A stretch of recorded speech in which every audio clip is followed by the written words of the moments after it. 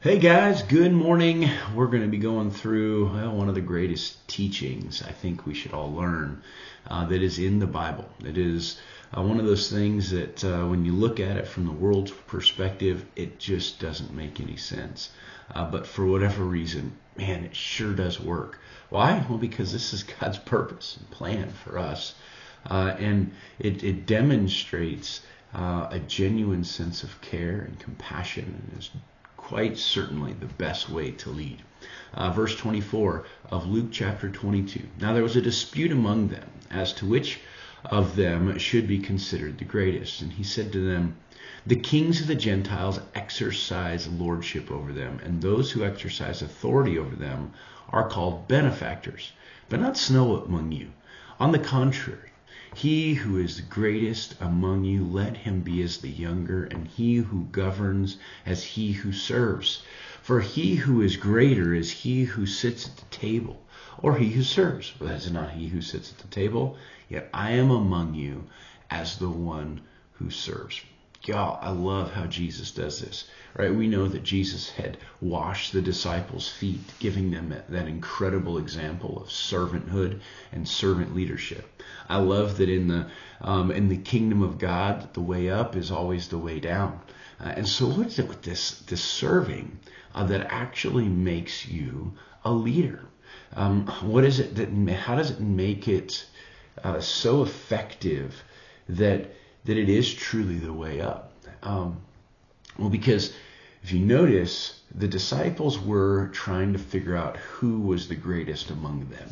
They were fighting at the top, right? They were bickering, and that's what it always causes. And Jesus said, listen, you know what? If every one of you saw yourselves as servants, there would be no fighting. You're going to fight about who's going to serve better. You know how great that would be?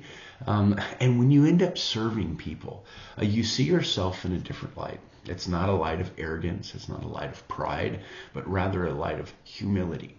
And that humility is something that is so incredibly attractive and effective. How's it attractive? Well, one is that people don't see you as necessarily a direct threat. They also see that there can be a different way. It allows you, is because you become humble, is that it says, you know what, everyone can do that. Everyone can become like that person, simply serving in the best capacity possible. Even though you may be brilliant in all these sorts of ways, the idea is, and this is even what Paul would do, is, he says, listen, I didn't come with you with all of my brilliance, right? He actually came with Christ, him crucified. He humbled himself to only do those things which would best serve the people, serve the Lord, and not elevate himself. So it's super attractive when people start looking at leaders who serve. We also know that it's going to be effective. Why? Because people want to follow those who are not prideful and arrogant.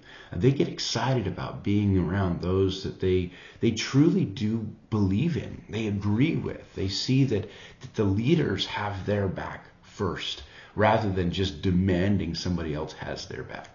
And so what do we learn from this?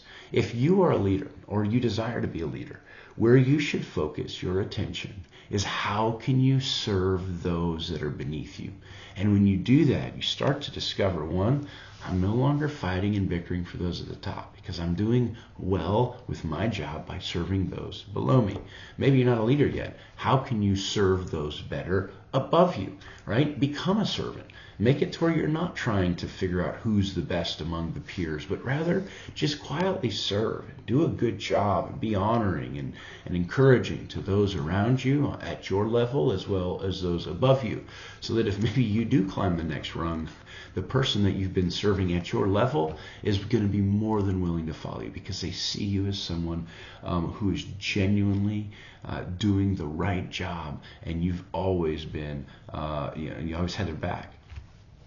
And then the other part of it is that as you start to do this, you have to make sure that there's only one who gets the glory. When you're a servant, it's always the master who gets the glory. All right? And there's two ways with that. One, when you serve a company, you have to make sure that that company or your boss is going to look really good. That's what a servant does. But even more so as a follower of Christ, we know that we serve a much higher king. That's Jesus Christ.